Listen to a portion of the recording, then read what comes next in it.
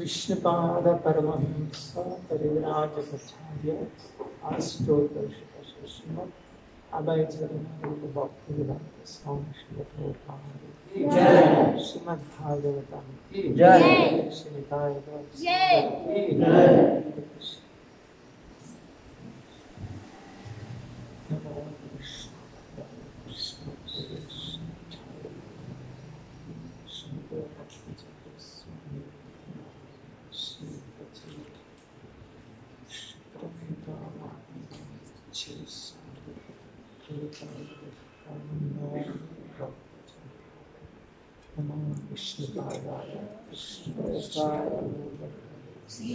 श्रीमते भक्तिवेदांत स्वामी नमस्ते शास्त्री निर्विशेष जय श्री कृष्ण चैतन्य प्रभु नित्यानंद श्री अद्वैत गदाधर श्रीवासादि गौरभक्तवृंद हरे कृष्णा कृष्णा कृष्णा हरे हरे राम राम राम हरे हरे। ओम नमो भगवते वासुदेवाय। ओम नमो भगवते वासुदेवाय। ओम नमो भगवते वासुदेवाय। ओम नमो भगवते वासुदेवाय। ओम नमो भगवते वासुदेवाय। ओम नमो भगवते वासुदेवाय। మూడో స్కందం 25వ అధ్యాయం 12వ శ్లోకం. ఈ అధ్యాయం పేరు భక్తియోగ మహిమ. ఇందులో దేవహూతి మాత భర్త కర్దముని కొంతకాలం ఇంట్లో ఉండి ఆయన యోగాభ్యాసం కొరకు ఇల్లు అనేదానికి లేదు, కుటీరం వదిలేసి ఆయన యోగాభ్యాసానికి ఆయన వెళ్ళిపోయారు అరణ్యానికి. ఇంటి దగ్గర ఎవరున్నారు ఇప్పుడు? ఎంతమంది ఉన్నారు ఇంట్లో అంతా? ఇద్దరు. ఎవరెవరు? కపిల భగవానుడు, దేవహూతి మాత. తండ్రి కొడుకు. బ్రహ్మదేవుడు చెప్పింటాడు ఒకసారి, భగవంతుడు మీకు పుత్రుడిగా వస్తాడు అని. కపిల భగవాన్ ఎవరు? భగవంతుడి ఏ అవతారం? ఎన్ని రకాల అవతారాలు ఉన్నాయి? 6. ఎవరెవరికి తెలియదు చైతన్యం? సరే, మిగతా వాళ్ళకి తెలుసనే. సరే, ఒకటి చెప్పాలి సార్. చేసావా? తెలీదని చేసావా? చెప్పు ఒకటి.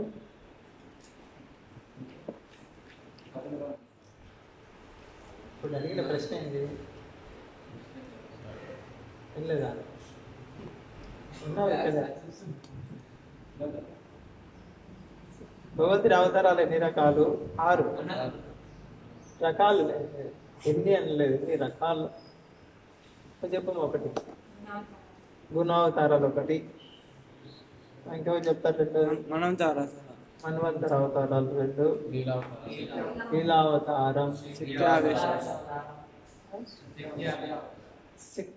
అవతారం, పురుషావతారాలు, యుగావతారాలు. అయిపోయిందా? ఇప్పుడు కపిల భగవాన్ దేని కింద వస్తారు? శక్త్యావేశ. సరే, ఖడ్గముని వెళ్ళిపోయిన తర్వాత దేవహూతి మాత ఒకరోజు, బాధ్యత ఎవరు చూసుకుంటున్నారు? తల్లి బాధ్యత అక్కడ కపిల భగవాన్ చూసుకుంటున్నాడు. తర్వాత ఒకరోజు కపిల భగవాన్ తీరికగా కూర్చున్న సమయంలో తల్లి వెళ్ళి అడుగుతుంది ఆధ్యాత్మికమైన తత్వ విచారణ. ఏమడుగుతుంది? ఈ భౌతికమైన జీవితం పట్ల విసిగి వేసారిపోయాను, భౌతికమైన ఇంద్రియాలకు లోనైపోయి ఈ జీవితంలో అలసిపోయాను నేను. ముందు శ్లోకాల్లో వస్తుంది అసత్ ఇంద్రియ దర్శన. ఇంద్రియాలంటే తెలుసు. ఎన్ని ఇంద్రియాలు ఉన్నాయి?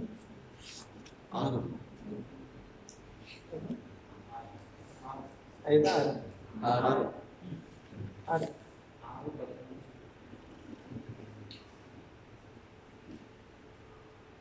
కర్మేంద్రియాలు కూడా ఉన్నాయి.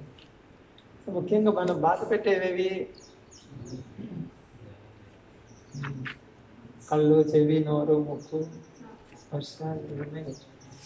అసత్ ఇంద్రియ దర్శన. సత్ ఇంద్రియ, అసత్ ఇంద్రియ. సత్ ఇంద్రియ అంటే ఏమి? అసత్ ఇంద్రియ అంటే ఎవరు చెప్పగలరు?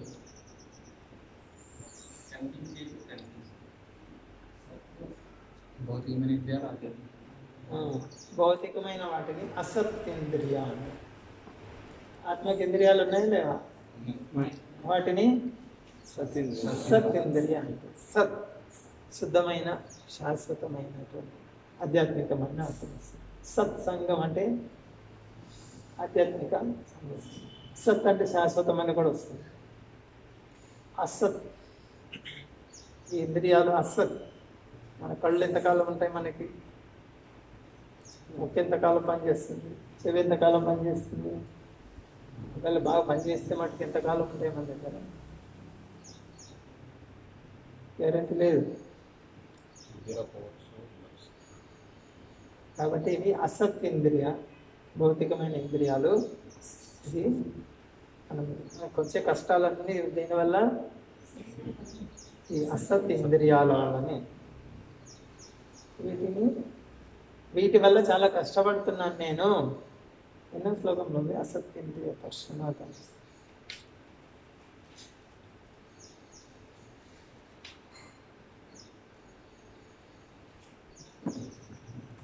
సరే, ఎంతమందికి తెలిసిందే అంటే చాలాసార్లు వినిందే.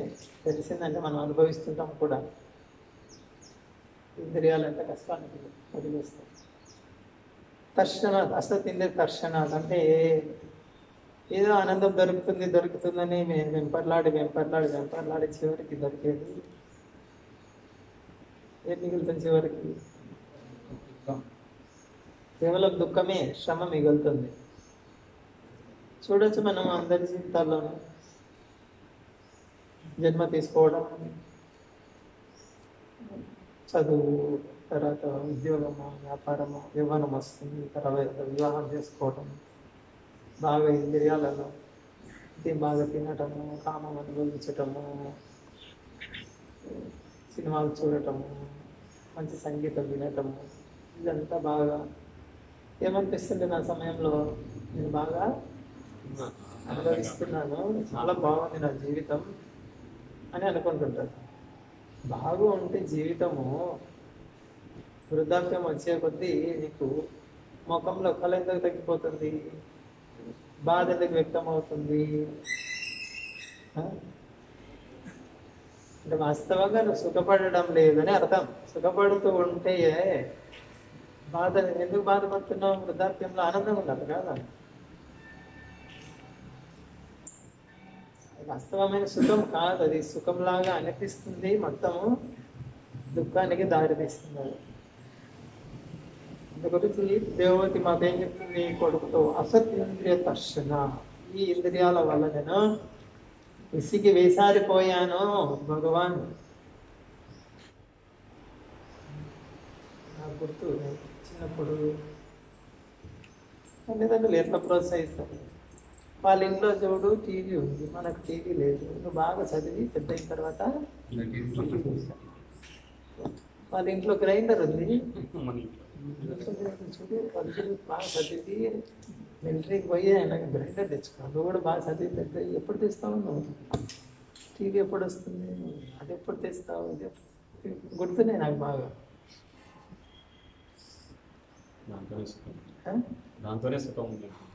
తల్లిదండ్రులు భలే ప్రోత్సహిస్తారు, పెద్దవాడి కావాలి బాగా, అది తీసుకురావాలి ఇది తీసుకురావాలి. కనీసమైన తల్లి ఇది ఇక్కడ ఎవరు? దేవుడికి. ఈ ఇంద్రియాలు కష్టాలకు గురి చేసాయి నన్ను, వద్దు వద్దు ఈ ఇంద్రియాలు, చాలా విసిగి వేసారిపోయాను ఈ ఇంద్రియాలతో. అది తల్లిదండ్రులు. తల్లిదండ్రులు వాళ్ళు అనుభవించుంటారు జీవితంలో. ఏమనుభవించుంటారు? సంతోషం కొరకు ఏవేవో చేసింటారు, అన్నీ విఫలమైంటాయి. మళ్ళీ కొడుకుకు అదే చేయమని చెప్తారు.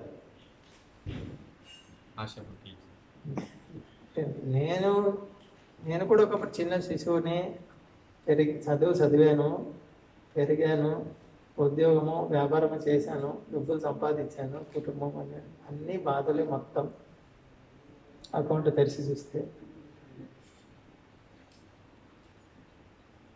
మళ్ళీ నా కొడుకుని అదే బాటలో నడిపిస్తాను. మళ్ళీ అంటే నేను ఇన్ని కష్టాలు పడ్డాను, ఇంతెందుకు వాళ్ళని భక్తిలో తీసుకెళ్ళని, కొడుకని కానీ కూతురని ఎవరైనా కదా, పిల్లల్ని మళ్ళీ అదే మార్గంలో, నేను ఎన్ని కష్టాలు పడ్డానో నువ్వు కూడా అన్ని పడాలి. నువ్వెందుకు తప్పించుకోవాలి? మేము నరకానికి వెళ్తే నువ్వు కూడా నరకానికి, సకుటుంబ సపరివార సమేతంగా అందరం కలిసి నరకానికి వెళ్దాం. నరకానికి వెళ్ళినా విడిపోకూడదు మనం. ఇది బంధం. దీన్ని నమిలిందే నమలడం అంటారు. చెరుకు పెట్టి నమిలిన తర్వాత మళ్ళీ నమిలితే ఏమొస్తుంది? శ్రమ, పళ్ళు నొప్పి, నోరు నొప్పి. తండ్రి అన్ని అనుభవించాడు, కామం అనుభవించాడు, ధనము అవి ఇవి సంసారం నడిపించడం అన్ని అనుభవించాడు. చివరికి మిగిలింది బాధే. మళ్ళీ నా కొడుకు నువ్వు కూడా ఇదే చేయనాడు. నేను నమిలి నమిలి నమిలి దవడలు నొప్పి పుట్టి, నోరు నొప్పి పుట్టి ఊసేసాను, ఏం లేదు నీకు. కానీ నువ్వు నోట్లో పెట్టుకో, మళ్ళీ నువ్వు కూడా నమ్మదు. బాగుంటుంది చూడు, టేస్టీగా ఉంటుంది. కానీ దేవత మాది చెప్తుంది అసతీంద్రియ దర్శనం, విసిగి వేసారిపోయాం. అటువంటి వాళ్ళకు ఆధ్యాత్మిక జీవితం అలవడుతుంది, అబ్బుతుంది. ఇంకా ఎవరికైతే భౌతిక భోగము ఇంకా అనుభవించాలి ఇంకా ఉంది అనుకునే వాళ్ళకి ఆధ్యాత్మిక జీవితం అవ్వదు. కృష్ణుడు చెప్తున్నాను ఇక్కడ, అది భోగ ఐశ్వర్య ప్రసక్తానం. భోగ ఐశ్వర్య, భోగం అంటే మనం చెప్తాం చూడు, బయట బాగా భోగిస్తున్నారు వీళ్ళు, బాగా విలాసవంతంగా కట్టుతున్నారు. ఏం విలాసం? టీ తాగడము, కాఫీ తాగడము, బయట దుకాణాల్లో చేసినవి ఎవరు చేసినారో తెలియదు, గలీజు అవి తెచ్చుకొని తినడము, పార్టీ అని చెప్పుకొని మందు తాగడము, మాంసం తినడము, బాగా నిద్రపోవటము, కామం అనుభవించడము, ఇది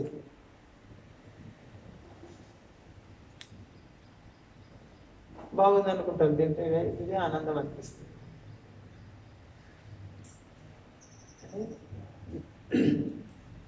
నిజమైన తల్లిదండ్రులు గుర్తిస్తారు, నేను విసిగి వేసారిపోయాను వీటిల్లో, మా పిల్లలకు సరైన మార్గం చూపించాలి. అది తల్లిదండ్రులు అంటే.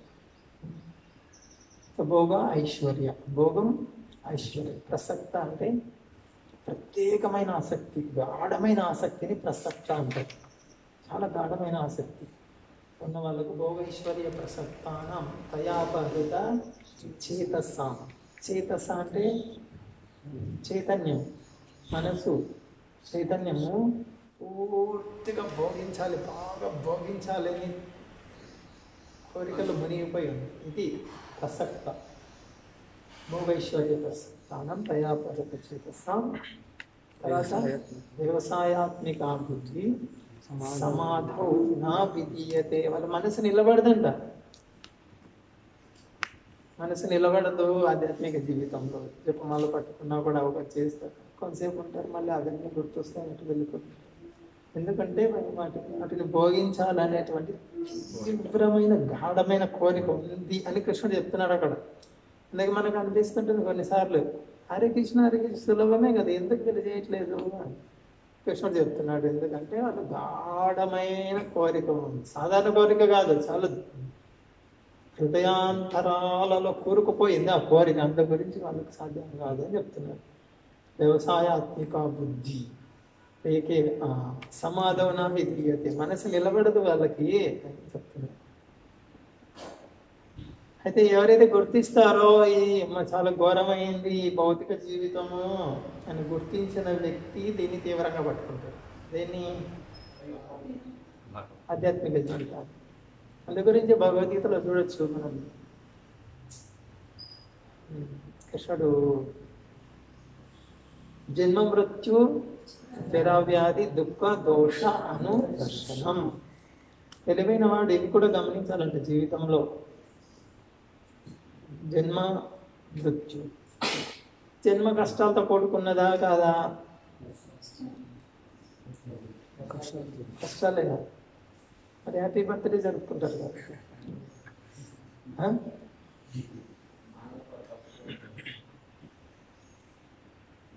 కష్టంతో కూడుకున్నదే జన్మ. కానీ మాయామోహానిలోనే మనం ఆ తల్లి గర్భంలో పడిన కష్టాలన్నీ మర్చిపోతాం. ఆ తల్లి కూడా మర్చిపోతుంది, తల్లికి కూడా కష్టమే, శారీరకంగా ఎంత కష్టం ఉంది. కానీ మాయామోహం, నా బిడ్డ, నా బిడ్డ, ఏమంది నీ బిడ్డ అక్కడ?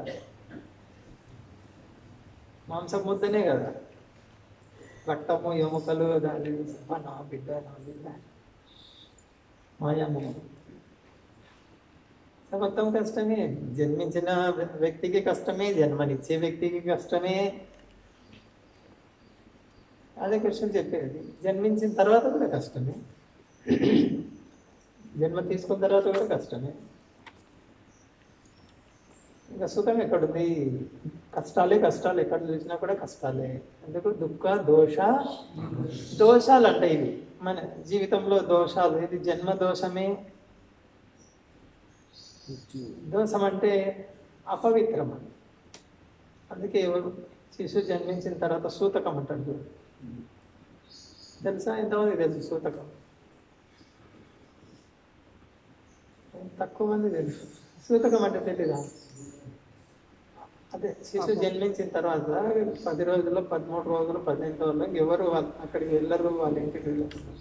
అది ఏముంటది, వెళ్ళరు, వాళ్ళు బయటికి రారు. ఎందుకు? అపవిత్రమని. చనిపోయిన తర్వాత కూడా మళ్ళీ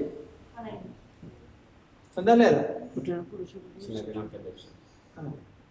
పుట్టినప్పుడు దోషమే, చనిపోయినప్పుడు దోషం. హ్యాపీ బర్త్డే చెప్తారు. కానీ శుద్ధ భక్తులకు అట్లా కాదు. వాళ్ళ ఆవిర్భావము శుభమే, వాళ్ళు వెళ్ళిపోవడము శుభమే. వాళ్ళు వచ్చినప్పుడు హరినామంతోనే వస్తారు, గొప్ప వైష్ణవుల కుటుంబంలో జన్మిస్తారు. కానీ సాధారణ జీవుడి జన్మ దోషమే, మరణము దోషం. ఈ రెండింటి మధ్యలో కూడా దోషం, మొత్తం దోషాలే. అది కృష్ణ చెప్పేది దుఃఖ దోషానుదర్శనం. ఎక్కడ పుట్టినప్పటి నుంచి సత్యం వరకు, పుట్టినప్పటి నుంచి ఎందుకు, ఇప్పుడు పరిస్థితుల్లో తల్లి గర్భంలో ప్రవేశించేటప్పటి నుంచే దోషంతో కూడుకున్నాం. గర్భాధాన సంస్కారం లేదు ఇప్పుడు, అసలు ఆ పదమే లేదు మనకి. అందుకే శంకర జాతి ఎక్కడ చూసినా కూడా ప్రపంచం మొత్తం శంకరో ప్రపంచం నరకమైంది. కారణం ఏమంటే ఇది గర్భాధాన సంస్కారం లేదు. గర్భాధాన సంస్కారం అంటే నేను ఏదో శరీరాన్ని భోగించడానికి కాదు, ఒక ఉన్నతమైన ఆత్మని మా కుటుంబంలోకి ఆహ్వానించడం కోసం వెళ్తున్నాము. అందుకని దానికి ముహూర్తం కూడా పెట్టేవాళ్ళు.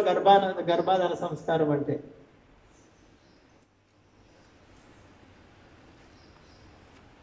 తండ్రి చక్కటి కృష్ణ చైతన్యంతో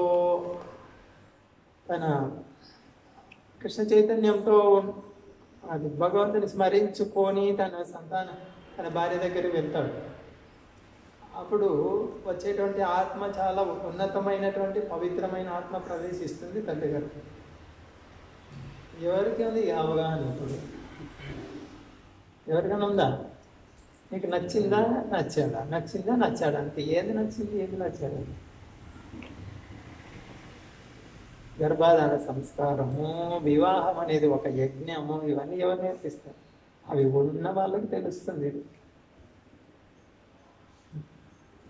సరే, ఇక్కడేమి దినవతి మాత చెప్తుంది, దుఃఖ దోషాను దర్శనం. మొత్తం దుఃఖాలే ఎక్కడ చూసినా కూడా. తల్లి గర్భంలో ప్రవేశించిన తర్వాత కనీసం తల్లి అన్న ఏదన్నా కృష్ణ కథ వినడము అది లేదు. హోటల్లోది తినడం, అది తినడం. గర్భంలో ఉన్న శిశువు మీద పూర్తి ప్రభావం పడుతుంది. తల్లి ప్రభావం కూడా పడుతుంది.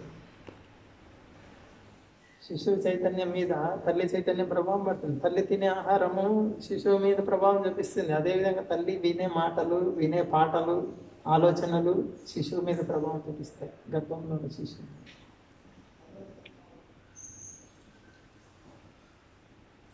వాస్తవానికి చెప్పాలంటే జంతువుల కంటే హీనంగా దిగజారిపోయింది మానవ జాతి.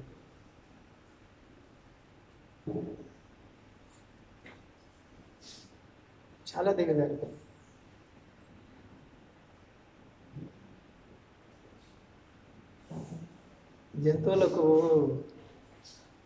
జంతువులు చూడండి, సంతానం కొరకే అవి కలుస్తాయి. సంతానోత్పత్తికి. మానవుడు తెలివైన వాడు దిగజారిపోయాడు వాటికన్నా నీచంగా. ఇవన్నీ వినడానికి కఠినం అనిపిస్తుంటాయి, కానీ వాస్తవం అది. జంతువులకు ఎక్కడన్నా ఉందా సంతానం కలగకుండా ఈ ఆపరేషన్ చేపించుకొని మనం భోగించాలనేది? సంతాన ప్రాప్తికే అది.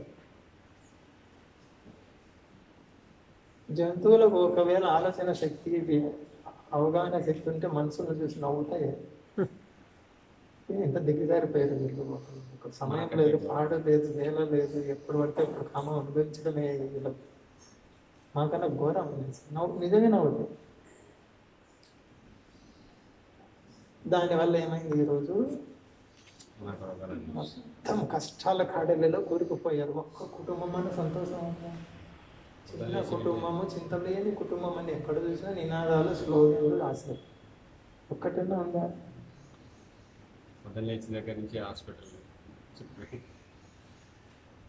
అది ఇంద్రియ భోగానికి పాల్పడితే వచ్చే ఫలితం. అది ఒక్క కుటుంబం సంతోషం. ఏ హాస్పిటల్లో చూసినా కానీ 200 టోకన్లు 300 టోకన్లు అలా కాదు, 3 పూలు 6 కాయలు కాదు. అందుకే మా కూతురు డాక్టర్, మా కొడుకు డాక్టర్ కావాలా? డాక్టర్ అంత డబ్బు మన దగ్గరికి రావాలా? డాక్టర్లు కావాలి, ప్రజల రక్తాన్ని పీల్చాలి జలగలాగా. సరే, ఇక్కడ దేవతి మాత వివరిస్తున్నది అదే. స్వామి వద్దు ఈ జీవితం, విసిగి వేసారిపోయాను అని, దీని మార్గం నువ్వే, నాకు మార్గము జ్ఞానచక్షు నువ్వే. నా కళ్ళు మూసుకోపోయాయి, నువ్వే కళ్ళు తెరిపించాలి నాకు. ఈ సంసార జీవితాన్ని నరికేది నువ్వే అని ముందు శ్లోకాల్లో చెప్తుంది. గొడ్డలి, గురువు అంటే గొడ్డలతో సమానం అన్నమాట. కత్తి, పదునైన కత్తి లేదా గొడ్డలి వేస్తే ఎట్లా ఉంటుంది? తెగిపోయే వాళ్ళు ముళ్ళన్నీ కూడా. నిజమైన సాధువు ఏదన్నా చెప్తే పిండినట్టుంటుంది, చేదుగా అనిపిస్తుంటుంది వినడానికి, కఠినంగా ఉంటుంది. ఇలా మాట్లాడతారు వీళ్ళు. అదే సాధువు అంటే శాస్త్రంలో ఉన్నట్టు చెప్పాలి. సరే, ఈ శ్లోకంలో చూడండి. ఇదంతా ఎవరు చర్చిస్తున్నారు? మైత్రేయ విదుర చర్చించుకుంటున్నారు. ఈ విధంగా కపిల భగవాను వాళ్ళ తల్లికి ఆధ్యాత్మిక బోధ చేశారు. ఇది మైత్రేయ ఉవాచ. తర్వాత శ్లోకం నుంచి కపిల భగవాన్ పలికేది వస్తుంది. తల్లి కపిల భగవాన్ దగ్గరికి వెళ్ళి అడిగింది అని చెప్తూ మైత్రేయ ముని అడిగిన తర్వాత కపిల భగవాన్ చాలా సంతోషించాడు అని చెప్తూ ఈ శ్లోకం. మైత్రేయ ఉవాచ ఇతి స్వమాతోర్నిరవధ్యమీప్సితం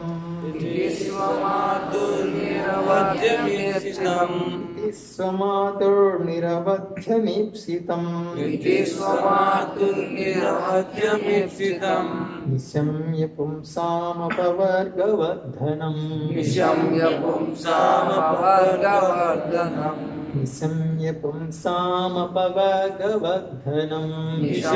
పుంసామపవర్గవర్ధనం ధియాభినంద్యాత్మవతాం సతాం గతి ధియాభినంద్యాత్మవతాం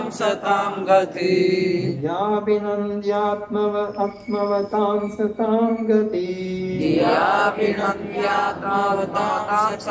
గతి భవాసయీషస్మిత శోభితాననా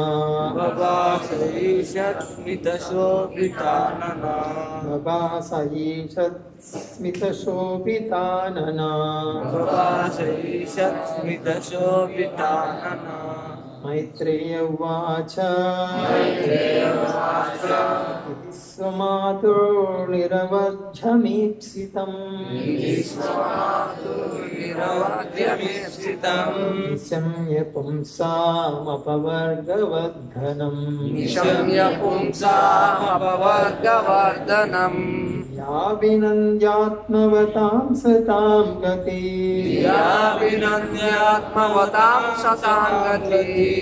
భాసయీషస్మిత శోభితాననా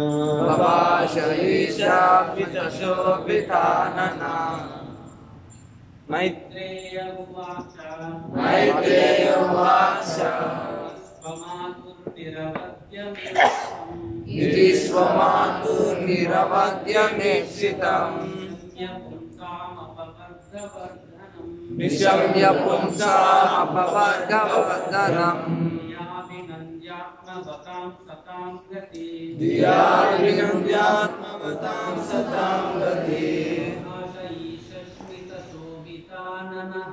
భవాశయీషస్మిత శోభితాననా మైత్రేయ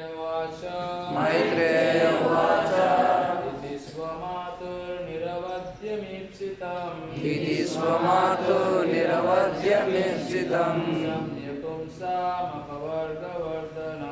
निशम्य पुंसामपवर्गवर्धनम् याभिनन्द्यात्मवतां सतां गति याभिनन्द्यात्मवतां सतां गति भाषईशात् स्मितशोभितानना भाषईशा निशमितशोभितानना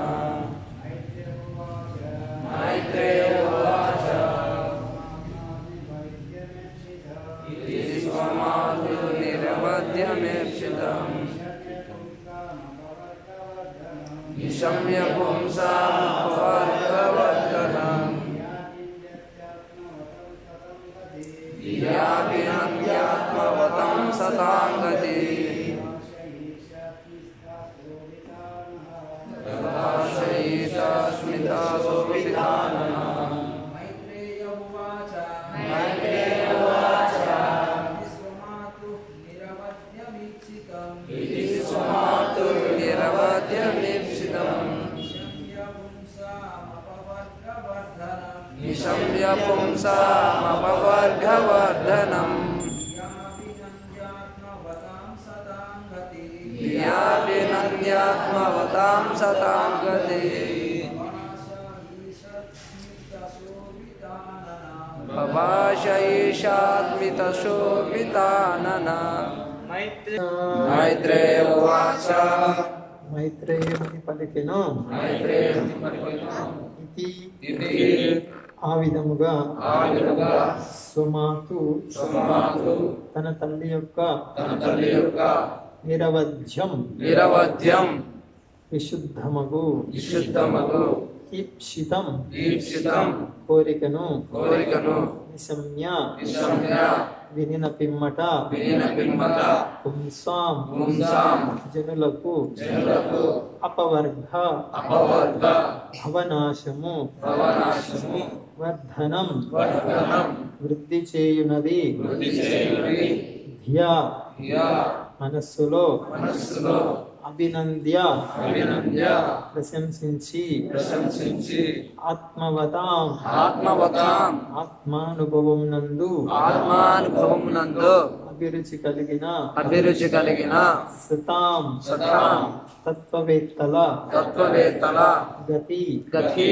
పథమును పథమును అంటే ఇక్కడ మార్గం పథం అంటే భబాసే బబాషే అతడు వివరించెను అతడు వివరించెను ఈషత్ ఈషత్ కొద్దిగా కొద్దిగా స్మిత స్మిత నవ్వుచున్న నవ్వుచున్న శోభిత శోభిత సుందరమగు సుందరమగు ఆనన ఆనన ముఖముతో ముఖముతో మైత్రేయ ముని పలికెను. ఆధ్యాత్మిక అనుభూతి పట్ల తన తల్లి యొక్క విశుద్ధమగు కోరికను విన్న పిమ్మట భగవానుడు ఆ ప్రశ్నలకు ఆమెను మనస్సులోనే ప్రశంసించాడు. ఆ విధంగా అతడు ఆత్మానుభవమునందు అనురక్తులైన తత్వవేత్తల మార్గమును దరహాస వచనముతో వివరించాడు. భాష్యము: భవబంధమున చిక్కుపడితినని తన పాప నివేదనమును చేసుకున్న దేవహూతి దాని నుండి విడుదల వాంఛన సహితము తెలియదు.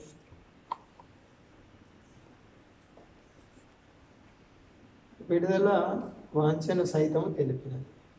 అంటే కష్టాల్లో ఉన్నాను, తెచ్చి బయటపడాలనుకుంటున్నాను అనే కోరిక. భవబంధం నుండి ముక్తిని పొంది మానవ జీవితపు పరిపూర్ణ స్థితిని పొందుటకు నిజముగా ప్రయత్నించే వారులకు ఆమె కపిల భగవాను అడిగిన ప్రశ్నలు ఆసక్తికరములై ఉండును. ఆధ్యాత్మిక జీవితమును అవగాహన చేసుకుంటూ ఎందు అభిరుచి లేనిచో, భౌతిక అస్తిత్వమునందు అసౌకర్యముగానున్న భావన కలుగనిచో మానవ జన్మ వృథా అయినట్లే అగును. జీవితపు ఈ ఆధ్యాత్మిక అవసరములను పట్టించుకొనక కేవలము జంతువు వలె ఆహారము, నిద్ర, భయము, మైథునములందు నెలకొన్నవాడు జీవితమును వ్యర్థము కావించిన వాడగును.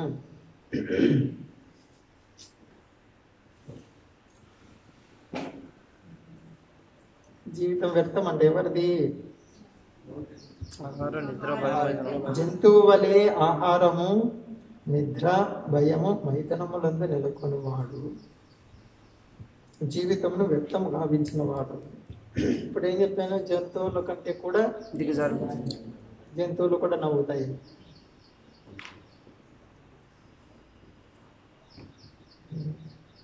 కానీ ఈ ఆహార నిద్ర భయం మైథనం తగ్గించుకోవాలని ప్రయత్నం చేసేది భక్తులు.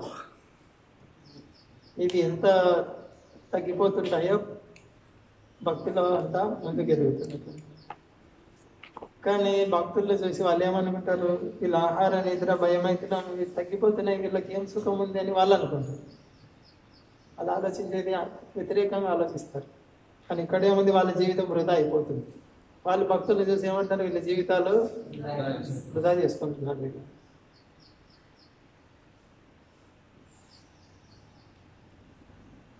తన జనని అడిగిన ప్రశ్నలచే కపిల భగవానుడు చాలా సంతృప్తి చెందాను. ఎందుకనగా వాటి సమాధానములు బహుబంధం నుండి ముక్తిని పొందుటకు మనసుని కోరికను ప్రోత్సహించినవై ఉన్నది. అటువంటి ప్రశ్నలే అపవర్గ వర్ధనమని పిలువబడు. నిజముగా ఆధ్యాత్మిక అభిరుచి కలిగిన వారు సత్ లేదా భక్తులు అని పిలువబడుతారు. సత్ అనగా శాశ్వతంగా నెలకొని ఉంటున్నది అని, అసత్ అనగా శాశ్వతం కానిది అని అర్థం. ఆధ్యాత్మిక స్థాయిలో నెలకొననిదే మనుషుడు సత్ కాలేడు, అతడు అసత్ అనబడును. అసత్ అయిన వాడు అశాశ్వత స్థితిలో నిలిచి ఉండును. కానీ ఆధ్యాత్మిక స్థాయి అందు నిలిచిన వాడు శాశ్వతముగా నిలిచి ఉండు.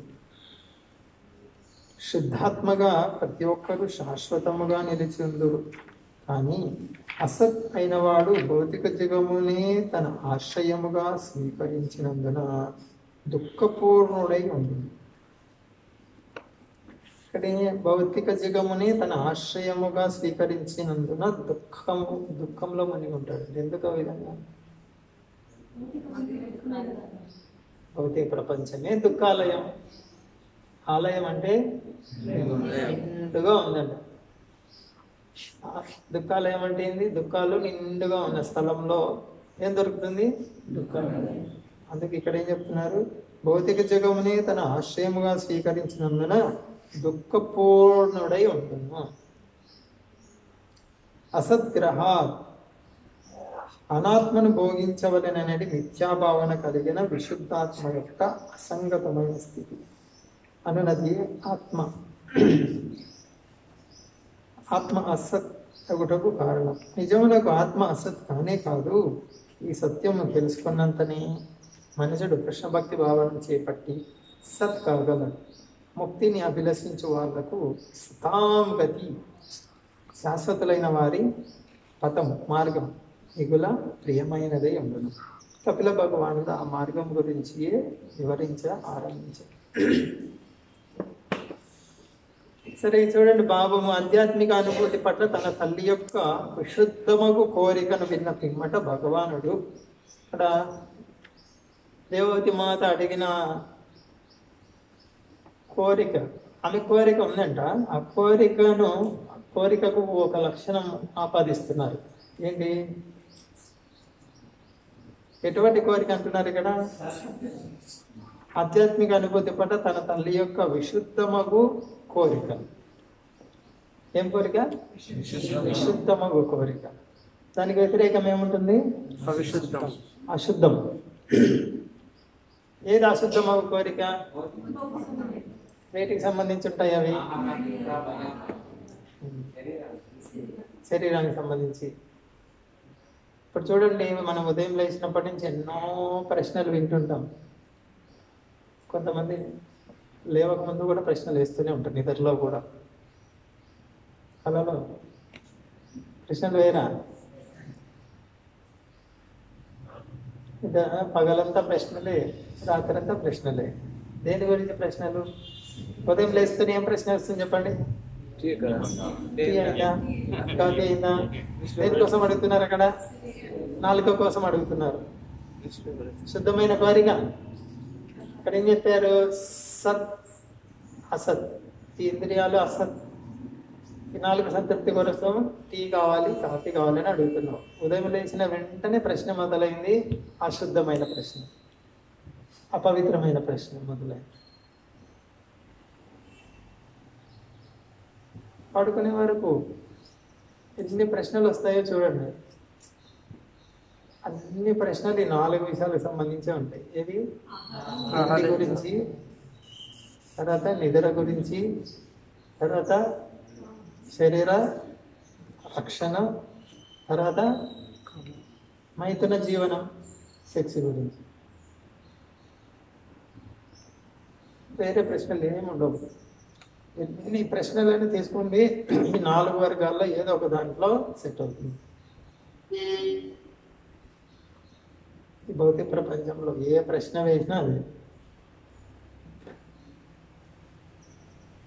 ఎక్కువ ఇదే అడుగుతుంటారు. తిన్నావా? బాగా పడుకున్నావా?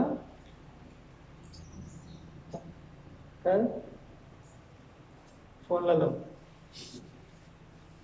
తిన్నారు బాగా? ఏం తిన్నారు? అది తిన్నారు. పడుకున్నారా లేదా? ఈ 2 ముఖ్యంగా అడుగుతారు. అడగరా? ఏం పని ఉండదు, ఫోన్ తీసుకుంటారు. తిన్నావా, పడుకున్నావా నువ్వు చెప్పినా నువ్వు అడుగుకున్నా తింటారు, నువ్వు చెప్పకుండా పడుకుంటారు. అది గుర్తు చేయాల్సిన అవసరం లేదు. జపం చేసావా నువ్వు అని అడగడానికి ఫోన్ చేయాలి. అది శుద్ధమైన ప్రశ్న. దానికి లేదు. తిన్నావా? గుడికి వెళ్ళావా? భగవద్గీత చదివావా? ఇటువంటి ప్రశ్నలు వేయాలి. సమాజం ఇక్కడ దేవతి మాధవ కూడా ప్రశ్న వేసింది. ఆ ప్రశ్నను ఏమంటున్నారు ఇక్కడ? కోరిక, విశుద్ధమగు కోరిక. ఏం కోరిక వెళ్ళిపోచ్చింది? నేను ఈ ఇంద్రియాల వల్ల కష్టాలు అనుభవిస్తున్నాను, ఈ అపవిత్రమైన ఇంద్రియాలు మార్గం చూపెట్టు అని ప్రశ్నించింది. ఆధ్యాత్మికమైన విషయాలను గురించి ప్రశ్నించడాన్ని, కోరిక కలిగి ఉండడాన్ని విశుద్ధమైన కోరిక అంటారు. దాన్ని విశుద్ధమైనటువంటి ప్రశ్న. అది శుద్ధమైన ప్రశ్న. మనవన్నీ అశుద్ధమే కదా. స్కూల్లో కూడా ప్రశ్నల సమాధానాలు దేనికి సంబంధించి ఉంటాయి? దేనికి సంబంధించి ఉంటాయి స్కూల్లో? వీటి గురించి ఉంటాయి. వ్యాపారంలో ఇవే, రాజకీయాల్లో ఇవే, ఎక్కడ చూసినా వీటి గురించి. అయితే మనం అనుకుంటాం ఏం సంబంధం ఉంది, రాజకీయ నాయకులకు దీనికే సంబంధం ఉంది, వ్యాపారస్తులకు దీనికే సంబంధం. స్కూల్లో చిన్న పిల్లలు, వాళ్ళకేం తెలుస్తుంది ఇదండి. మొత్తం ఈ 4 చుట్టే తిరిగేది. వాళ్ళు ఏం చేసినా, ఏ ప్రశ్నలు వేసినా, ఎవరు వేసినా కూడా. వేరే ప్రశ్నలు ఏముండవు. బాగా పరిశీలనాత్మకంగా ఆలోచించండి. అది గురించి ఇక్కడ దేవహూతి మాత ఈ ఆధ్యాత్మికమైనటువంటి విషయాల గురించి తెలుసుకోవాలని వేసిన ప్రశ్న. అందుకు పవిత్రమైన ప్రశ్న అని చెప్పారు. మిగతా అన్నీ అపవిత్రమైన ప్రశ్నలు. కోట్ల ప్రశ్నలు ఉంటాయి, అన్నీ అపవిత్రమైనవే. విన్న పిమ్మట భగవానుడు ఆ ప్రశ్నలకు ఆమెను మనసులో ప్రశంసించాడు. చాలా అభినందించాడు తల్లిని. ఎందుకు? ఇటువంటి ప్రశ్నలు ఏ తల్లి వేయదు కొడుకుని. ఎంతసేపు ఉన్నా నువ్వు చదువు లేదు, సంధ్య లేదు, చదువు కాదు, చదివావు, గడ్డలాగా తిరుగుతున్నావు, ఉద్యోగం లేదు, డబ్బులు లేదు, ఇల్లు అదే, ఫ్రిడ్జ్ లేదు, రెఫ్రిజిరేటర్ లేదు, అది లేదు, ఇది లేదు, వాళ్ళు లేదు. ఇది అడగడమే కొడుకుని. నువ్వు అది చేయలేదు, ఇది చేయలేదు అని. ఒక్క తల్లి నిజంగా నాకు భగవద్గీత నేర్పించు, నాకు భాగవతం నేర్పించు, ఒక్క తల్లి అన్నారా? మీకు తెలుసా? హిందువులలోనే భగవద్గీత అంటే పెట్టుకోవాలి ఇంట్లో అనేటోళ్ళు. ఇంకా కొడుకు పట్టుకుంటే తీసి పక్కన పెడతారు. ఇప్పుడు అసలు పట్టుకోవాల్సింది. ముసలోని అయిన తర్వాత కళ్ళు కనపడాక ఇంట్లో ఉండకూడదు. ఉంటే పిల్లవాళ్ళు చదువుతారు, చిన్నవాళ్ళు చదివి భక్తులు అవుతారు. అదే మంచి మార్గాన్ని వాళ్ళు గాడిదలా కావాలంటే భగవద్గీత ఉండకూడదు ఇంట్లో. అందుకే కదా 5 కేజీలు ఉంటాడు పిల్లోడు, 10 కేజీల పుస్తకాలు పంపిస్తాడు. గాడిదలాగా తయారు కావాలి చిన్నప్పటి నుంచి. ఎట్లా తయారవుతాడు పెద్ద అయిన తర్వాత? సరే ఇక్కడేమి కపిల భగవానికి చాలా ఆనందం వేసిందంటే, ఎందుకు ఆనందం వేసింది? మా అమ్మ నాకు భౌతికమైనవి తెచ్చిపెట్టని అడగడం లేదు, ఆధ్యాత్మిక విషయాలు అడుగుతుంది నన్ను. సహజంగా తల్లులకు రావు అవి, బిడ్డను చూస్తే ఎంతసేపు శారీరక ఆలోచనలు వస్తాయి. చూడొచ్చు, మీకు గుర్తుంటుంది. ఏదైనా ట్యూషన్కి వెళ్ళాలి, లేదా మామూలు సెలవులు వచ్చాయి అనుకో, తండ్రి ఏం చేస్తాడు, రోజు లేచే సమయానికి పిల్లల నిద్ర లేకపోయి టైం అయితే లేక పడుకొని ఉన్నావే అని తల్లి ఏమంటుంది పక్కన నుండి, బ్రష్ చేసుకోకు, లేదు పడుకొని లేదు కొంచెంసేపు, ఈరోజు ఆదివారమే కదా పడుకొని అంటారా అనలేదా మీరు ఎప్పుడు? లేదా అనుకుంటే మీరు నిజమే. సెలవు దినాల్లో పనుకుంటే ఎక్కువనే పనుకోండి, సాధారణంగా అది ఉంటుంది. అక్కడ చూడొచ్చు, ఏది శరీరం గురించి ఆలోచిస్తారు ఎక్కువ. బాగా నిద్రపో, వారమంతా ఎన్ని గంటలకు లేచాడు, ఆదివారం పడుకొని అనేసి భర్తను కొంచెం 9-10 వరకైనా పనుకో. భర్తను కొంచెం వారిస్తారు, కొంచెం ఉండు పడుకొని వెళ్ళి పిల్లవాడిని అనేసి. నీకున్న అనుభవం నిద్రలో వినింటావు కదా, వినలేదు ఎప్పుడు? 24 hours. నేనైతే చాలాసార్లు విన్నాను. అంటే లేపుతుంటాడు, తల్లి పడుకొని ఎందుకు లేపో నువ్వు ఇక్కడ నుంచే. అంటే కపిల భగవాను సంతోషం ఏమంటే, ఆ తల్లి ఆధ్యాత్మికమైన అడుగుతుంది నన్ను అనేసి చాలా సంతోషపడుతున్నాడు, ప్రశంసించిన. ఆ విధంగా అతడు ఆత్మానుభవం నందు అనురక్తులైన తత్వవేత్తల పదం దరహాసం. చాలా దరహాసం అంటే నవ్వుతో, చాలా ఆనందం. మా అమ్మ ఆధ్యాత్మిక విషయాలు అడుగుతుంది అని చాలా ఆనందం వేసింది. ఎవరు అడగరు, మా అమ్మ అడుగుతుంది నన్ను అని చెప్పేసి అందుకు ఆనందం వేసి కపిల భగవాన్ మొదలు పెట్టారని చెప్తున్నారు. సరే, ఈ శ్లోకంలో కొన్ని పదాలు ముఖ్యమైనవి ఉన్నాయి చూడండి. భాష్యంలో మొదట ఏం ఇచ్చారు ప్రభుపాద అంటే, భౌతిక జీవితం పట్ల విసిగి వేసారితే తప్ప ఇటువంటి ప్రశ్నలు రావు. ఎటువంటివి? ఆధ్యాత్మికమైనటువంటివి ప్రశ్నలు రావు. భౌతికంలో విసిగి వేసారు లేదు అంటే వాళ్ళు ఇంకా భక్తికి పట్టుకోలేరు. అదే ముందు చెప్పింది, వ్యవసాయాత్మిక బుద్ధికి సమాధి, మనసు నిలబడదు వాళ్ళకి, ఇంకా భోగించాలి అక్కడ ఇక్కడ. కాబట్టి భౌతికమైన కష్టాలు, తీవ్రంగా కష్టాలు అనుభవిస్తుంటారే, కష్టాలు అనుభవించి విసిగి వేసారిపోయి ఉంటారు. వద్దు ఇక వద్దనే వద్దు ఇదని, అటువంటి వాళ్ళు పట్టుకుంటారు. అటువంటి వాళ్ళకి ప్రశ్నలు వచ్చేవి. అది ఇక్కడ భాష్యంలో ఆరంభంలో రాశారు ప్రభుత్వం. అటువంటి వాళ్ళకి ప్రశ్నలు వస్తాయి. అటువంటి ప్రశ్నలు సమాధానం తెలుసుకోవాలని వాళ్ళకే ఉంటుంది. అలాంటి ప్రశ్న రానిజో జీవితం వృధా. ఎందుకు వృధా? పాశవిక లక్షణాలు కలిగి ఉంటారు. పాశవిక అంటే పశువు లక్షణాలు. ఏంటి పశువు లక్షణాలు? తినడం, నిద్రించడం, కామం అందించడం, శరీరాన్ని రక్షించుకోవడం. జీవితం వృధా అయిపోయింది. ఇక్కడ చూడండి, ఇతి స్వమాతుడు నిరవధ్యమీప్సితం, చాలా పవిత్రమైన కోరిక, తల్లి యొక్క పవిత్రమైన కోరికను విని. ఈప్సితం అంటే కోరిక, నిశమ్య అంటే వినడం. పుంసాం అపవర్గ వర్ధనం. ఇక్కడ అపవర్గ వర్ధనం అంటే వర్ధిల్లాలి, బాగా వృద్ధి చెందడం, ముందుకు వెళ్ళడం అని అర్థం. వర్ధనం, వర్ధిల్లాలి అని ఆశీర్వాదిస్తారు కదా. ఏం ఆశీర్వాదాలు వినపడుతుంటాయి మనకి ఎక్కువ బయట? వర్ధిల్లాలి అనే ముందు ఆయుర ఆరోగ్య ఐశ్వర్య ధన కనక వస్తు ప్రాప్తిరస్తు, వర్ధిల్లండి, పిల్ల పాపలతో వర్ధిల్లండి. వస్తుందా రాదా? వర్ధిల్లడం అంటే బాగా అభివృద్ధి చెందాలి, ముందుకు వెళ్ళాలి అని అర్థం అన్నమాట. ఇక్కడ ఈ దేవహూతి వేసిన ప్రశ్న, దానికి వచ్చేటువంటి సమాధానాలు అపవర్గ వర్ధనం. అపవర్గ అపవర్గ అంటే ఏమి? హల్లులు అచ్చులు తెలుసా? హల్లులు అంటే ఏంటి? హల్లులు ఏంటి? అచ్చులు ఏంటి? అచ్చులు కానుంచి బండిరా వరకు హల్లులు అంటారా అంతేనా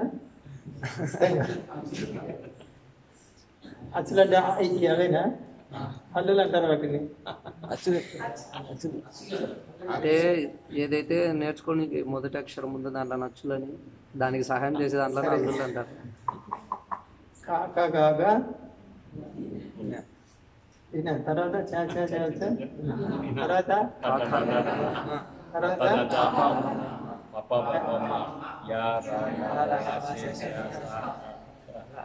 బండిరా ఎంతమంది వచ్చు పూర్తి రాసేదానికి పూర్తి వచ్చా నీకు పావని కదా సరే దీంట్లో పాప బాబా అమ్మ మీరు వినే ఉంటారు చాలా సార్లు. పా అంటే ఏమొస్తుంది పరిశ్రమ అంటే ఫ్యాక్టరీ ఇండస్ట్రీ. పారిశ్రామిక అభివృద్ధి అంటారు ఇండస్ట్రియల్ డెవలప్మెంట్. పరిశ్రమ ఇండస్ట్రీ అంటే పరిశ్రమ. శ్రమ అంటే పరిశ్రమ అంటే కష్టమే కష్టం అన్నమాట. ఇండస్ట్రియల్ డెవలప్మెంట్ అంటే ఏం డెవలప్మెంట్ గాడిదలాగా పనిచేస్తూనే ఉండే విధంగా నేను తయారు చేసేటివి ఇండస్ట్రీస్ అంటే. సినీ ఇండస్ట్రీ ఎవరు సినీ ఇండస్ట్రీలో పనిచేసేది? సినిమా తీసేవాళ్ళు మూర్ఖులు. మొత్తం గాడిదలే, చూసేది గాడిదలే, తీసేది గాడిదలే, నటించేది గాడిదలే. భగవత్ సంబంధమైనవైతే ఆ విధంగా అనే దానికి లేదు. ఎందుకు? పవిత్రం అది. ఇక్కడ వచ్చింది కదా ప్రశ్నలు, పవిత్రమైన ప్రశ్నలు. 24 గంటలు చూస్తూనే ఉంటారు టీవీ. కళ్ళు మండుతున్నా సరే కొంతమంది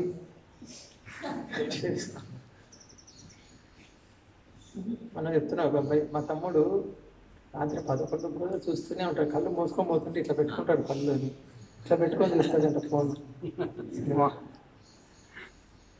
అట్లా పెట్టుకోలేని వాళ్ళు ఏం చేస్తారు, ఇది అద్దాలు తెచ్చుకుంటారు, బుడ్డి అద్దాలు పెట్టుకొని ఇక్కడ ఉంటుంది స్క్రీన్, ఇట్లా చూస్తుంటారు. ఇంకా నేను చూశాను ఇద్దరు, ఒక ముసలాయన టీవీ, ఇంకా టీవీ స్క్రీన్ ఇట్లా చూస్తున్నట్టు దగ్గర ఇంత అద్దాలు పెట్టుకొని. ఒక ఆయన న్యూస్ పేపర్ కూడా ఇట్లా ఇట్లా పెట్టుకొని చూస్తున్నాడు. నేను వెళ్ళి పుస్తకం పెట్టాను లోపల. కోపంతో చూస్తాడు ఇట్లా.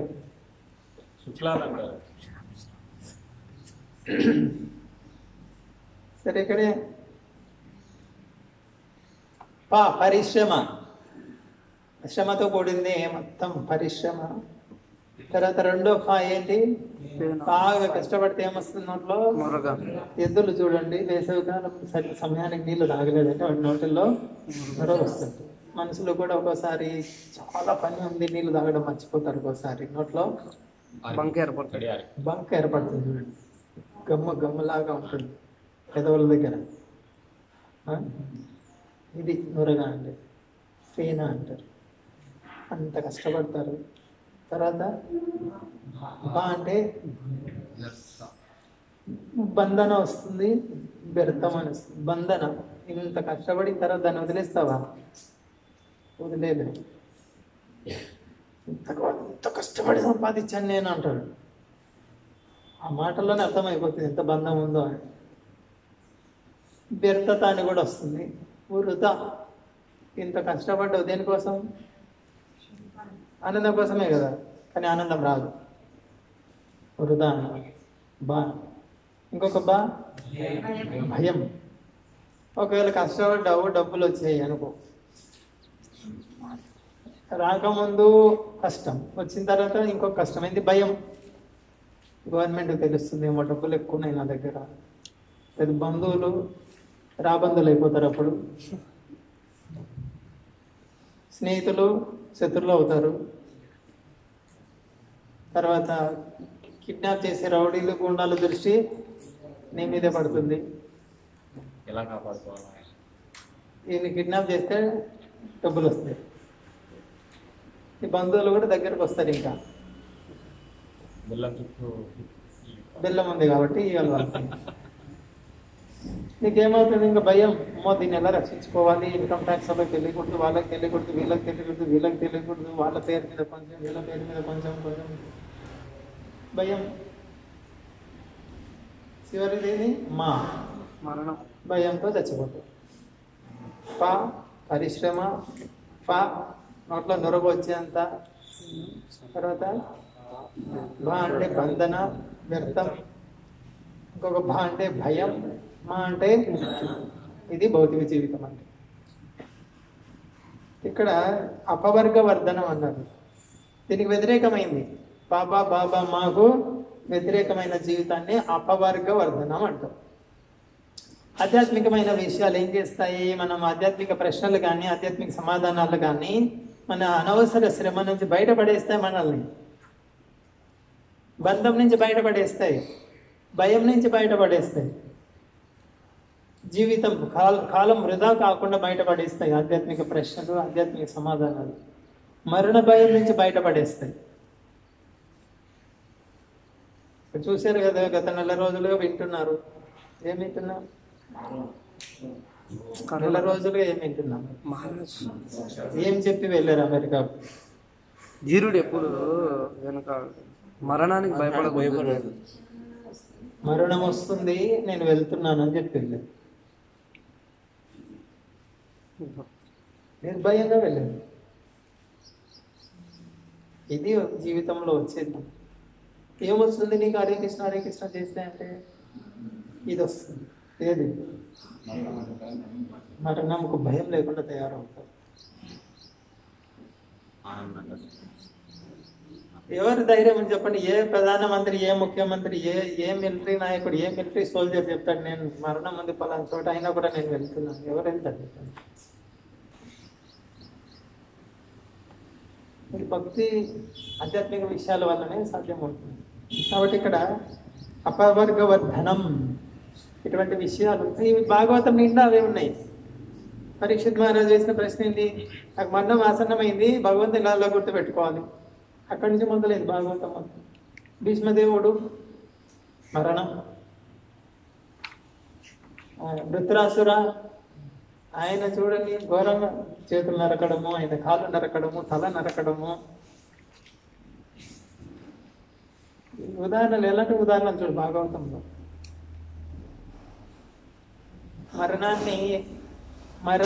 మరణం అంటే భయం లేకుండా ఎలా తయారు కావాలి అనేది భాగవతం నేర్పించేది. ఏదో ఒక రోజు చనిపోవాల్సిందే, చనిపోయే ముందే ఎలా తయారు కావాలి అని నేర్పించేది భాగవతం. మిగతావి చదువులు సంధ్యలన్నీ ఏం నేర్పిస్తాయి నీకు? నీ బంధన పెంచుకోవాలి, నీ భయాన్ని పెంచుతాయి, బంధన పెంచుతాయి. కానీ ఈ చదువు నీ భయాన్ని తగ్గిస్తుంది, బంధాన్ని తగ్గిస్తుంది, జీవితాన్ని వ్యర్థం కాకుండా చూస్తుంది. అది ఇక్కడ అపవర్గవర్ధనం. తర్వాత దియాభినంద్యాత్మవతాం. అమ్మ అటువంటి ప్రశ్న అడిగినందుకు చాలా సంతోషించారు. అంటే గురువుకు చాలా సంతోషం వేస్తుంటుంది. శిష్యులు ఆధ్యాత్మికంగా ముందుకు వెళ్ళడానికి ఏదైనా ప్రశ్నలు వేసినప్పుడు గురువు చాలా ఆనందం వేస్తుంటుంది. వీళ్ళు చాలా ముందుకు ఎదగబోతున్నారు, మంచి ప్రశ్నలు వేశారు అని చెప్పేసి. అందు గురించి నిజమైన ఆధ్యాత్మిక సంస్థల్లో ఎలా ఉంటుందంటే ఎక్కువగా చర్చలు జరుగుతుంటాయి. ఆధ్యాత్మిక విషయాలు, ప్రశ్నలు, సమాధానాలు. ఆధ్యాత్మికంగా ఉన్నతి చెందిన వాళ్ళు చాలా సంతోషపడతారు. తన భక్తులు కానీ కొత్త వాళ్ళు కానీ వచ్చి ప్రశ్నలు వేసినప్పుడు చాలా సంతోషిస్తారు. ఏం సంతోషం? ఈ జీవాత్మ కష్టాల నుంచి బయటపడబోతుంది, చాలా ఆనందం వాళ్ళకి. ఎందుకు? వాళ్ళ జీవితంలో రుచి చూస్తుంటారు. మేము ఒకప్పుడు కష్టాల్లో ఉన్నాము, ఇటువంటి ప్రశ్నలు మేము వేసి తెలుసుకొని ఆచరించి ఇప్పుడు కష్టాల నుంచి బయటపడ్డాము, పాపా బాబా మా నుంచి బయటపడ్డాము, పడబోతున్నాము. వీళ్ళు కూడా ఇటువంటి ప్రశ్నలే వేస్తున్నారు, వీళ్ళు కూడా బయటపడబోతున్నారు, చాలా ఆనందం. అందుకే ఇక్కడ కపిల భగవాన్ చాలా ఆనందం వేసింది. ఇంకొక కోణంలో చూడొచ్చు, ప్రచారం ఆనందం అనేది. ఇక్కడ ఆధ్యాత్మిక విషయాల గురించి నలుగురికి బోధించడం ఎంత ఎక్కువ చెప్తుంటామో అంత ఆనందం వేస్తుంది. ఇది వాస్తవం. ప్రచారం సారం అంటారు మనకి ఇస్కాన్లో. ప్రచారమే సారం. సారం లేకుంటే నీకు జీవితంలో ఆనందం ఉండదు. ఎవరికొకరికి చెప్తూ ఉండాలి ఆధ్యాత్మిక విషయాలు. కుటుంబ సభ్యులకు స్నేహితులకు ఎక్కడో ఒక చోట చెప్తూ ఉంటే చాలా ఆనందంగా ఉంటుంది. ఆ జ్యూస్ దొరుకుతూ ఉంటుంది, సారం దొరుకుతూ ఉంటుంది. అది చూడొచ్చు. కపిల భగవానికి ఆనందం వేసింది. మనకు ఆనందం కావాలంటే మనం కూడా కృష్ణుడి గురించి నలుగురికి చెప్పాలి. ఎవరో ఒకరు ఉంటారు వినేవాళ్ళు, వినకపోవడం అంటే ఎవరు ఉంటారు. ఎవరు లేకుంటే ఏం చేయాలి? కనీసం గోడలకైనా చెప్పండి. అంటే అర్థం ఏమి, నీకు నువ్వే చెప్పుకోవాలి అని అర్థం. ఆ విధంగా ఆనందంగా ఉంటావు. ఆనందానికి ఇది చాలా సులభమైన మార్గం. కృష్ణ కథ పుస్తకం తీసుకో, గట్టిగా చదువుకుంటూ కూర్చో రూమ్లో నువ్వే. ఎంత ఆనందం, 1 గంట చదువు గట్టిగా పుస్తకం తీసుకొని. ఇంకా మొహమాట అమ్మ పక్కింటి వాళ్ళు ఏమనుకుంటారు, అది ఫ్యాన్ 5 మీద స్పీడ్ పెట్టుకొని కూర్చొని చదువుకో గట్టిగా. వాళ్ళకేం మొహమాట ఉండదు. టీవీ మొత్తం పొద్దుటూరంతా వినపడేది టీవీ పెట్టుకుంటారు వాళ్ళు. మనకేం మొహమాట, హరే కృష్ణ అంటే ఏమనుకుంటారో వాళ్ళు, నేను భగవద్గీత చదివితే ఏమనుకుంటారో వాళ్ళు. వాళ్ళకి లేదు మొహమాటం. ఆయన అక్కోతులాగా ఎగిరేటువంటి హీరో హీరోయిన్ పెట్టుకొని అది ఆడుతూ పాడు వాళ్ళు ఆనందంగా పెట్టుకుంటారు పెద్ద సౌండ్. మనకు భయము, మొహమాటం. మనకు తెలియదు మనం చేసిన చాలా విలువైంది, ఇది నన్ను మరణం నుంచి బయటపడేస్తుంది, చాలా గొప్పది, ఇదే ఎక్కువ సౌండ్ ఉండాలని తెలియదు మనకి.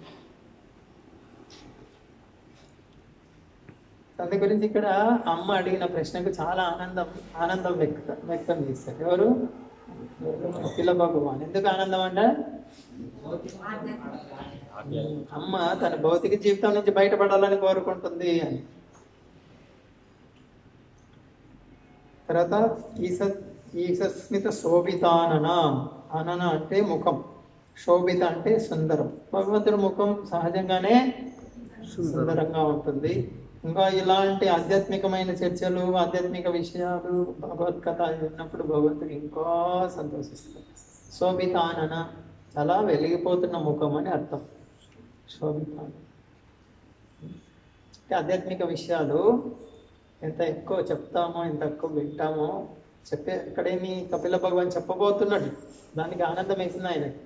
కాబట్టి మనమే కూడా ఎంత ఎక్కువ కృష్ణ కథ చెప్తామో, నలుగురికి ఎంత చెప్తామో అంత ఆనందం అనేది మనకి తెలుస్తుంది. అది దీని నుంచి నేర్చుకోవాలి. హరే కృష్ణ హరే కృష్ణ కృష్ణ కృష్ణ హరే హరే, హరే రామ హరే రామ రామ రామ హరే హరే. దీనికి సంబంధించి మీకు ఏమన్నా ప్రశ్నలు, సంశయాలు, వ్యాఖ్యానం?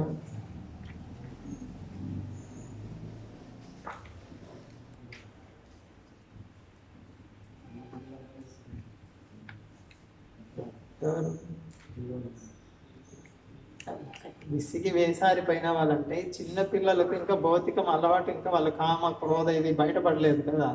ఇప్పుడే వాళ్ళకి అలవాటు చేస్తే అది వాళ్ళ మనసులో ప్రవేశించక ముందే అది బూడిదైపోతుంది. ఏది నేను భోగించాలి అనేటువంటిది పోతుంది ఇప్పుడే.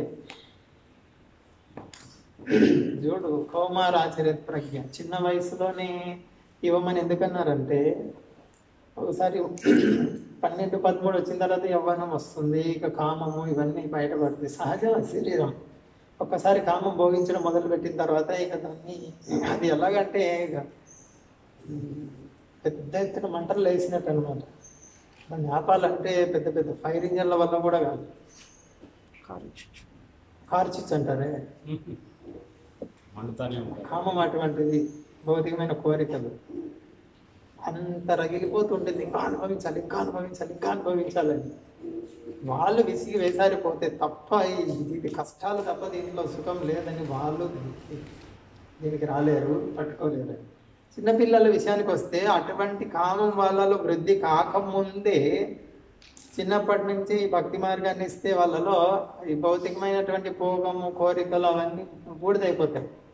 వాళ్ళకు అటువంటి ప్రసక్తే ఉండదు.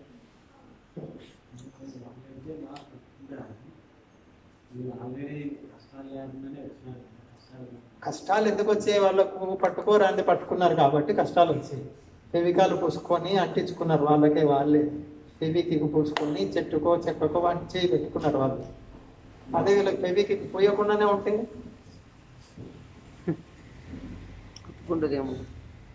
అది ఇక్కడ అర్థం. అనవసరమైనవన్నీ తలకి ఎక్కించుకున్నారు, తల నుంచి దించుతా అంటే ఏడుస్తారు అన్నమాట. వీళ్ళకి ఎక్కి తల మీద పెట్టకుండానే ఉంటాయి, అది సరిపోలేదా? తల మీద బరువు పెట్టుకోకముందే ఆయన ఈ బరువులు వద్దు, ఇది సరైంది, ఇది పెట్టుకొని దగ్గర చాలు. అందుకు కౌమార ఆచరిత చిన్న వయసు నుంచే నేర్పించడం చాలా ఉత్తమము అని చెప్పారు. బరువు ఎక్కించుకున్న తర్వాత దించేదానికి అసలు బరువు ఎక్కించుకోకుండా తేలిగ్గా నీ జీవితాన్ని సరళంగా ఉంచుకో అని చెప్పేదానికి అది వీళ్ళకి సాధ్యం అవుతుంది చిన్న వయసులో.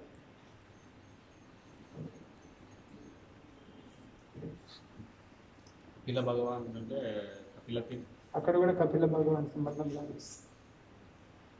భగవంతుడి అవతారంలో ఒక అవతారం ఇలా తల్లికి ఆధ్యాత్మిక విషయాలన్నీ బోధిస్తుంటాయి. అక్కడికి పోయినాం కాబట్టి ఆ వాటర్ దగ్గర తిరుపతిలో కపిల తీర్థం తిరుమలలో.